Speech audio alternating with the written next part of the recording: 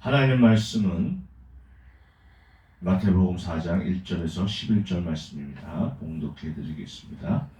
그때 예수께서 성령에 이끌려 마귀에게 시험을 받으러 광야에 가사 40일을 밤낮으로 금식하신 후에 줄이신지라. 시험하는 자가 예수께 나와서 이르되 내가 만일 하나님의 아들이거든 명하여 이 돌들로 떡덩어리가 되게 하라. 예수께서 대답하여 이르시되 기록되었으되 사람이 떡으로만 살 것이 아니요 하나님의 입으로부터 나오는 모든 말씀으로 살 것이라 하였느니라 하시니, 이에 마귀가 예수를 거룩한 성으로 데려다가 성전 꼭대기에 세우고 이르되 내가 만일 하나님의 아들이거든 뛰어내리라 기록되었을 때 그가 너를 위하여 그의 사자를 명하시리니 그들이 손으로 너를 받들어 발이 돌에 부딪히지 않게 하리로다 하였느니라. 예수께서 이르시되 또 기록되었을 때 주 너희 하나님을 시험하지 말라 하였느니라 하시니, 마귀가 또 그를 데리고 지극히 높은 산으로 가서 천하 만국과 그 영광을 보여 이르되 만일 내게 엎드려 경배하면 이 모든 것을 내게 주리라. 예수께서 말씀하시되 사탄아 물러가라 기록되었을 때 주 너희 하나님께 경배하고 다만 그를 섬기라 하였느니라. 이에 마귀는 예수를 떠나고 천사들이 나와서 수종드니라. 또 야고보서 4장 7절에서 10절 말씀을 봉독해 드리겠습니다.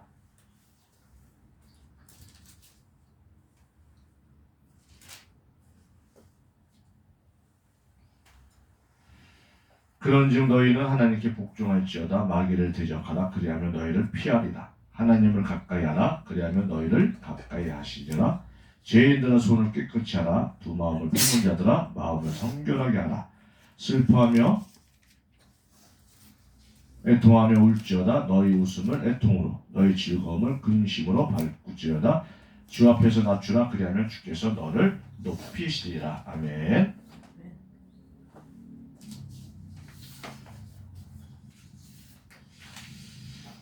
시험을 이기는 성도가 됩시다 라는 제목으로 말씀을 나누고자 합니다.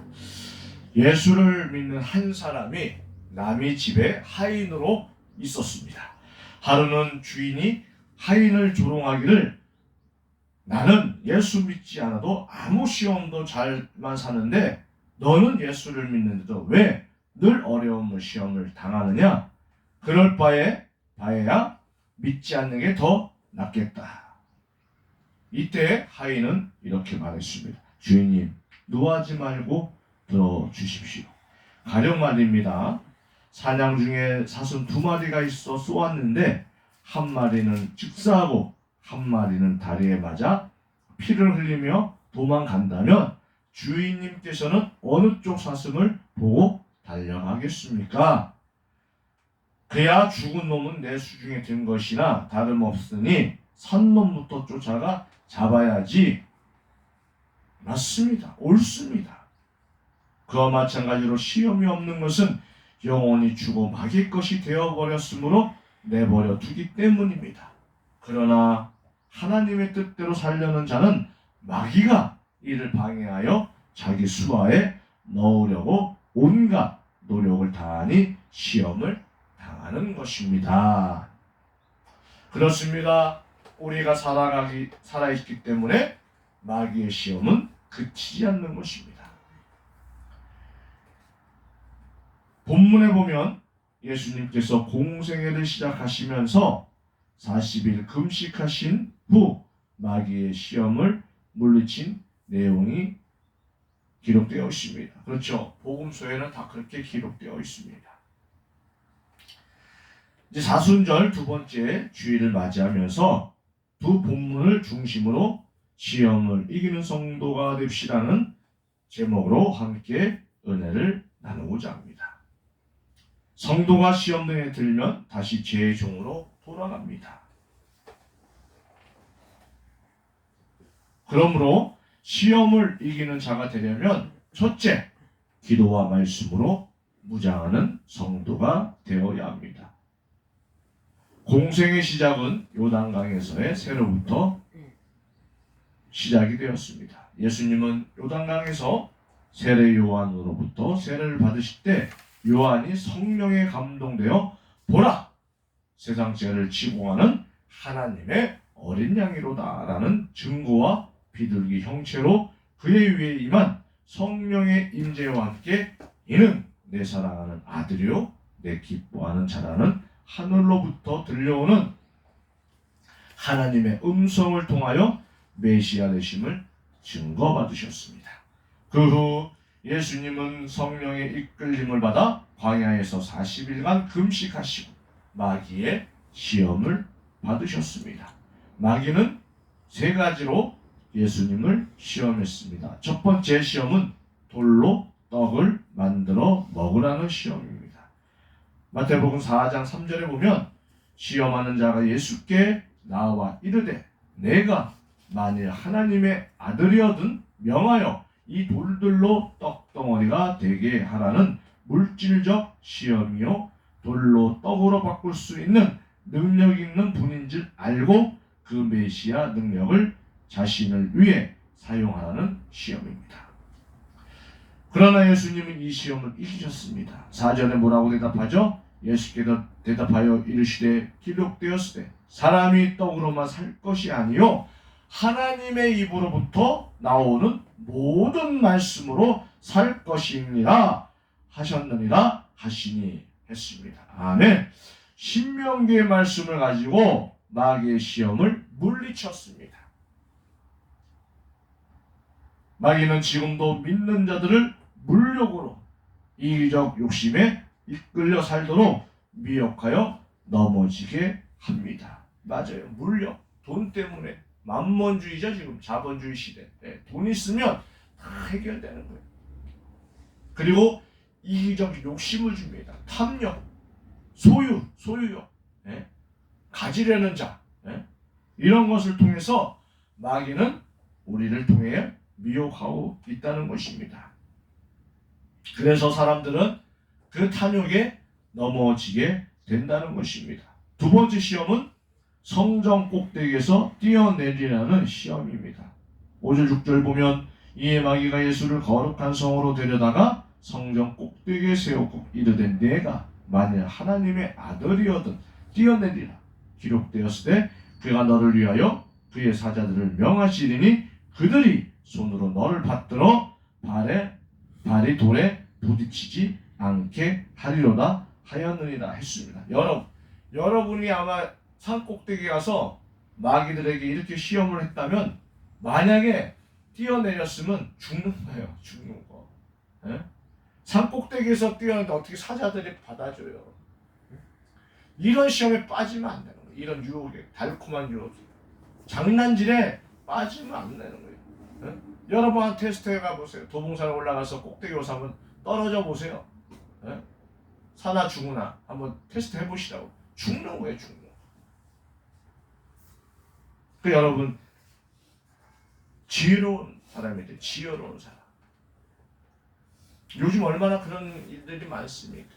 잘못된 예언으로 많은 사람들이 크게 손해를 입잖아요. 이는 이생의 자랑, 인기주의로 시험한 것입니다. 마귀는 높은 자리, 만인의 경배받는 자리를 좋아합니다. 그래서 예수님께서도 말석에 앉으래잖아요. 말석에. 높은 자리에 앉지 말고 가장 낮은 자리에 앉으라고 예수님도 말씀하시잖아요. 제자들에게. 원래 천사였던 위치에서 하나님처럼 높아지려고 하다가 자기 자리에서 쫓겨난 무리입니다. 누가요? 사탄들. 그리스도인 중에도 이러한 마귀 시험에 많이 미혹이 되어 넘어지게 하는 시험입니다. 사실 꼭대기는 위험한 곳입니다. 그런데 사람들은 높은 데 올라가려고 안간힘을 났으며 수단과 방법을 가리지 않고 인격과 신앙도 버리면서까지 그곳에 올라가려고 애를 씁니다. 왜 그러죠? 좋으니까. 권력이 생겨요. 권력. 돈이 많이 생기면 어떻게 해요? 부가 많으면 어떻게 해요? 다스릴 수 있잖아요. 주님은 제자들에게 그러한 모습이 있음을 아시고 마태복음 10장 43절 45절에 말씀하셨습니다. 너희 중에는 그렇지 아니하니 너희 중에 누구든지 크고자 하는 자는 너희를 섬기는 자가 되고 너희 중에 누구든지 으뜸이 되고자 하는 자는 모든 사람의 종이 되어야 하리라. 인자의 온 것은 섬김을 받으려 함이 아니라 도리어 섬기려 하고 자기 목숨을 많은 사람의 대속물로 주려 함이라 하셨습니다. 성도는 인기주의, 자기자랑, 자기의의를 버려야 합니다. 두 번째 시험에도 예수께서 이르시되 또 기록되었을 때 주 너희 하나님을 시험하지 말라 하였느니라 하시며 역시 신명기의 말씀으로 물리치셨습니다. 뭐라고요? 예수님도 말씀으로 물리치셨어요. 여러분도 어떻게 해요? 이 인생 살면서 또 일상을 살아가면서 어려움이 생기면 어떻게 해요? 말씀으로 물리치셔야 돼요. 그렇기 때문에 여러분 어떻게 해요? 말씀을 외우셔야 돼요. 말씀을 많이 읽는 것도 중요하지만 말씀을 많이 외워서 그 말씀을 통해서 물리쳐야 됩니다. 세 번째는 시험은 내게 경배하면 천하만국과 그 영광을 주겠다는 시험입니다. 본문 8절 9절에 보면 마귀가 또 그를 데리고 지극히 높은 산으로 가서 천하만국과 그 영광을 보여 이르되 만일 내게 엎드려 경배하면 이 모든 것을 내게 주리라 했습니다. 이는 영적 시험으로 경배의 대상을 바꾸라는 무서운 시험입니다. 이 시험은 예수님으로 하여금 사단에게 무릎을 꿇게 하고 사단을 경배하는 데 목적이 있습니다. 그로 인해 얻어지는 유익은 세상 권력입니다. 거짓의 명수인 사단 마귀는 상황과 처지에 따라 능수능란하게 하고 교활하게 말을 바꾸며 미혹합니다. 사단의 지배를 받는 이단의 교주들이 똑같은 모습으로 사람들의 욕구를 부추기는 말로 미혹합니다. 그렇죠. 돈 더 열심히 벌어. 교회 나가면 무엇을 주니? 아무것도 주는 게 없어. 그렇기 때문에 오히려 너는 열심히 해서 돈을 많이 버는 것이 좋아. 자꾸만 이런 것으로 인해서 미혹을 주. 나가지만 교회 나가면 뭐 분쟁이 있고 또 뭐 자기 말만 하고 자기 자랑하고 그런데 왜 나가? 오히려 푹 쉬어. 집에서 쉬는 게 훨씬 편해. 이런 것들로 미혹시키는 거예요. 그리고 자꾸만 자기를 경배하라는 거예요. 사탄 마귀들의 특징은. 주님은 또 이에 예수께서 말씀하시되 사탄아 물러가라 기록되었을 때 주 너희 하나님께 경배하고 다만 그를 섬기라 하였느니라. 아멘. 10절에 말씀하시며 단호히 물리치셨습니다. 하나님께 우리는 경배하는 거예요. 오직 그분만 섬기는 거예요. 그래서 여호수아가 그 12지파 앞에서 뭐라고 선포합니까? 나와 내 집은 여호와만 섬기기로라. 아멘. 그런 신앙의 고백이 있어야 돼요. 이 말씀에서 기도로 시작하신 메시아 사역과 시험을 말씀으로 이기심은 사단의 도전을 받고 있는 그리스도인에게 승리의 전술을 가르치신 교본과 같습니다. 우리도 주님을 본받아 기도로 무장하고 성도의 무기인 말씀으로 무장하여 사단의 시험을 이기는 자들이 되시기를 소망합니다. 오늘 아침에도 잠깐 그 무 목사님이 말씀을 들었는데 중요해요. 성령 충만한 게 중요하죠. 그러나 말씀이 있어요. 말씀. 내 안에 말씀의 로고스가 있어요. 자꾸만 그 말씀을 외우셔야 돼요. 그 말씀을 외워서 주님과 대면해야 돼. 독대해야 돼. 그리고 일상에서도 말씀으로 적용시켜야 돼. 그래야 내가 승리할 수 있는 거예요. 마음이 평안해질 수 있는 거예요. 시험을 이길 수 있는 무기가 하나님의 말씀임을 여러분 깨닫으시길 바랍니다. 그러니까 제발 하나님 말씀을 외우세요. 두 번째, 하나님을 가까이 하고 복종하면서 마귀를 대적해야 합니다. 예수님은 언제나 하나님의 뜻을 생각하고 아버지의 뜻에 순종하여 자기의 뜻을 버리고 십자가의 길을 기꺼이 가셨습니다.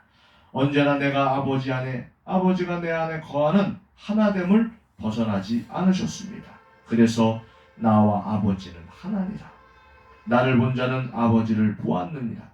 나를 영접하는 자는 아버지를 영접한 자요, 나를 믿는 자는 나 보내신 이를 믿는 것이요라고 말씀하셨습니다.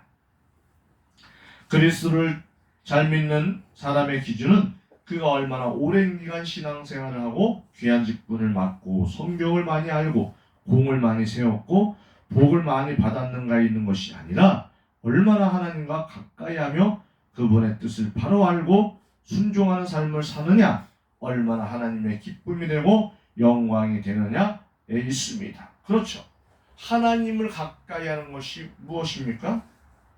여러분 무엇이라고 생각하세요? 하나님을 가까이 하는 것. 하나님이 여러분 보입니까? 안 보이잖아요. 그러나 하나님 뭐라고 써요? 하나님은 말씀. 로고스라고 요한복음에서는 말씀하고 있는 것입니다. 그 말씀을 읽어야 돼. 외워야 돼. 그래야 하나님의 뜻을 알 수가 있는 거예요. 또 그래야 하나님 말씀에 순종할 수 있는 거예요. 말씀이 없는데 어떻게 순종하고, 말씀이 없는데 하나님을 가까이 합니까, 여러분? 네? 그러니까 자기 기도만 하는 거예요. 네? 다오 달라 다오. 네? 하나님 말씀을 외워보세요. 그 말씀을 하나님께 드려보세요. 그러면 교제가 되는 거예요. 일맥상통한다는 거예요. 야고보 사도는 본문 야고보 4장 7절 8절에 그런즉 너희는 하나님께 복종할지어다. 마귀를 대적하라. 그리하면 너희를 피하리라. 하나님을 가까이 하라. 그리하면 너희를 가까이 하시리라 했습니다.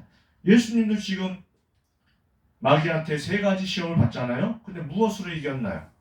하나님의 말씀으로 이겼잖아요. 당신의 어떤 의의를 가지고 이긴 게 아니라 아버지가 주신 말씀으로 이긴 거예요. 승리하신 거예요. 여러분도 어떻게 해요? 자기의 의의로 이기는 게 아니에요. 자기의 공로로 이기는 게 아니에요. 자기의 힘으로 이기는 것이 아닙니다. 자기의 머리로 이기는 것이 아니에요. 오직 하나님 말씀으로 이긴다는 사실을 여러분 깨달아야 합니다. 우리 그리스도인들은 세상 속에서 세상 사람들과 함께 살아갑니다. 이 세상은 그리스도인들에게 있어 삶의 자리일 뿐 아니라 그리스도인으로서 책임과 의무를 감당해야 하는 곳이고 그리스도인의 목적을 이루어야 하는 곳이기도 합니다. 세상은 공중권세를 잡은 사단의 영향을 많이 받는 곳이기 때문에 세속화되고 타락한 문화나 사상이나 풍습을 통해 나쁜 영향을 많이 받게 되는 곳입니다. 그래서 성경 곳곳에서 세상에 있는 것을 사랑하지 말라고 했습니다. 세상에 벗이 되고자 하는 자는 스스로 하나님과 원수되는 것이니라 말씀하고 있습니다. 그리스도인이 하나님을 가까이 하며 말씀을 모르고 신앙생활하게 되면 말씀과 상관이 없거나 변질된 인본주의 신앙을 가지게 되어 바른 믿음을 가진 자라고 착각하며 살게 됩니다.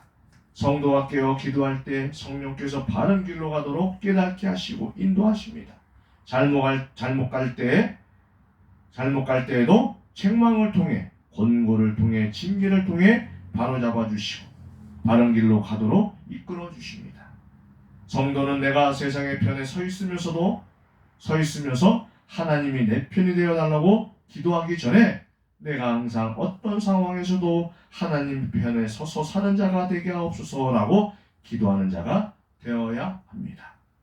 야고보 사도는 우리 그리스도인들은 이 세상에 살고 있지만 이 세상적인 것들을 추구해서는 안 된다는 것을 말하고 있는 것입니다. 사람은 세상과 하나님 사이에서 살아가고 있습니다. 이 사이에서 어느 쪽으로 향하느냐에 따라 세상의 벗이게 되기도 하고 하나님과 가까워지기도 하는 것입니다. 성도가 하나님 편에 서서 살 때 세상의 미움을 받고 박해를 받기도 합니다. 주님은 제자들이 세상에서 박해를 받을 때 너희가 세상에 속한 자가 아니기 때문에 세상이 너희를 박해한다고 말씀하셨습니다. 그러므로 박해받는 거 두려워 말고 오히려 기뻐하라고 말씀하셨습니다. 하나님과 원수가 되어 멸망의 길을 가는 사단의 세력들은 우리가 하나님과 가까이 되는 것을 방해합니다. 더욱이 그들은 하나님의 사랑을 입은 성도일수록 하나님을 떠나도록 만들기 위해 수단과 방법을 가리지 않고 있습니다. 그러므로 하나님을 가까이 하기 위해서는 사단의 세력을 단호히 대적해야 합니다. 그러기에 사도 베드로는 이렇게 말씀했습니다. 근신하라, 깨어라. 너희 대적 마귀가 우는 사자와 같이 두루다니며 삼킬 자를 찾나니 너희는 믿음을 굳건하게 하여 그를 대적하라. 이는 세상에 있는 너희 형제들도 동일한 고난을 당하는 줄을 알미라. 베드로전서 5장 8절 9절 말씀입니다. 우리 모두 하나님을 가까이 하면서 마귀를 대적하는 성도들이 되시기를 소망합니다. 세 번째, 두 마음을 품지 않고 성결해야 합니다. 야고보서 4장 8절에 보면 두 마음을 품는 자들아 마음을 성결하라 했습니다. 여기에 두 마음은 헬라어로 딥스코스라는 원어로서 감심사나 마음이 나누어진 불확실한 상태를 의미합니다.